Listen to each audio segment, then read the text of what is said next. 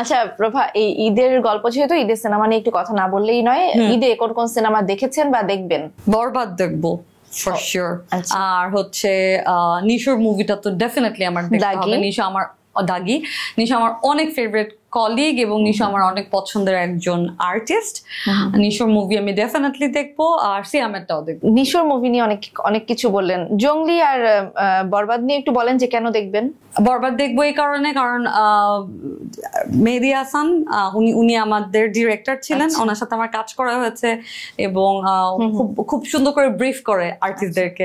আমি দেখতে চাই যে সে তার নতুন আর্টিস্টদেরকে কেমন করে ব্রিফ করেছেন। সে নিজেও অনেক ভালো পারফরমেন্স করতেন, সেই জন্য। আর যেহেতু অবশ্যই বড় বড় স্টাররা আছেন, ভালো কাজই হবে।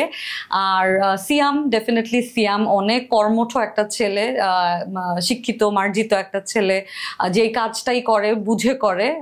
ওর চিন্তাধারা অনেক সুন্দর, অনেক গোছানো। আমার মনে হয় খুব ভালো প্রোডাকশনই আসবে। তার থেকে বড় কথা, প্রচন্ড এফোর্ট দেয়। আর নিশোকে নিয়ে আসলে কোনো কথাই না, বিকজ নিশোকে আমি নিজের চোখে দেখেছি একটা মানুষ কাজের ব্যাপারে কতখানি ডেডিকেটেড হতে পারে। সো আজকে নিশোর যেই জায়গাটা, সেটা নিশো অ্যাকচুয়ালি ডিজার্ভ করে। ওয়াও, আমরাও চাই যে বড় পর্দায় কোনো না কোনো সময় প্রভাকেও দেখতে চাই। Let's see.